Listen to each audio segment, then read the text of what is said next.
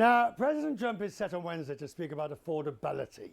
Last week, he posted a barrage of economic proposals on Truth Social, and among them, capping credit card interest at 10%. It's controversial at best. The Bank of America's chief executive, Brian Moynihan, told me that policy might actually undermine the affordability of Trump's goals. The key thing is we're for affordability in our company, so we've developed a whole host of consumer products. We're the fairest to the U.S. consumer in banking, low overdraft fees, a $5 loan product that you can get $500 to help you through the next payday, all these different things. And so the point on this is we're working with the administration to try to figure out what they really want to do on affordability. But the idea of capping something can create reallocation of credit and stuff, which actually will work against the principle you have. So that's why things have to be more carefully dealt with. Arguably, I mean, that's one aspect. It's arguably this very serious dispute with the Fed.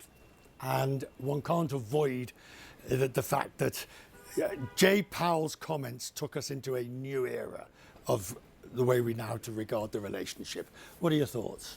Well, I think there are two pieces to this. One, the independence of the Fed is something that was set up to be independent on monetary policy, especially. It was set up to have a view of the economy that they could make decisions, and that's served the United States pretty well the last 100 plus years, if you think about our growth relative to the world's growth. And so that the markets, the financial service industry, we all believe is important. And so I think, but on the other hand, the President of the United States has a right to pick a Fed chairperson. When those come up from time to time, it is up in May. The President has a right to pick it, and he'll put someone in. And my guess is, as we work through on the monetary policy side, the enormousness of the task that sits on your shoulders when you're in those jobs will do it. And I think, so I think people let it play through. Right, but is it, I guess there's no easy way to ask these questions, but is it difficult for somebody like in your position when you find, the questionability of the Fed's independence, which is core, the politicization of monetary policy, which seems to be on the agenda? Well, the politicization of monetary policy around the world is one thing we're all very concerned about, everybody that participates in the worldwide economy. So if you look at places where the Fed isn't independent, it's not the best place to do business typically.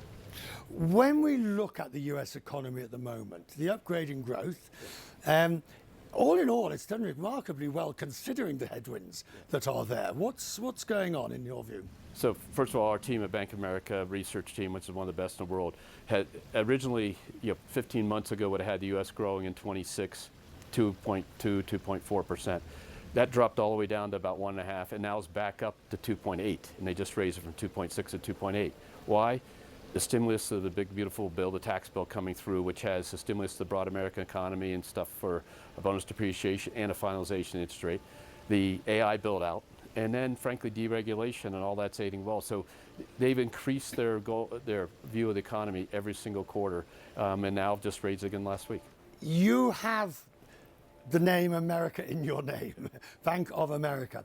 Are you concerned, and I ask you this both as a citizen and as a CEO, and you can take it any way you like, are you concerned that there is this perception of the rule of law and democracy is under threat in the United States? Well, it's our 250th anniversary. Exactly. We've been through some interesting times. That election in 1800 was a pretty tricky one. If you go watch Hamilton, you'll see a great rendition of it. But at the end of the day, America, what makes America special and why it works is this ebb and flow of the process from time to time in the swing.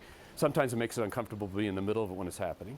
But at the end of the day, I think America will see its way through, and that's what's made us special. So each time we were counted out, in the 70s, we were counted out, manufacturing jobs are down, Japan was going to take over the world on manufacturing, and guess where we are today? So I think the idea is capitalism and the democracy, what drives America. And people forget the first things as important as the second. But we don't do a service if we pretend nothing's going wrong, do we? No, we don't.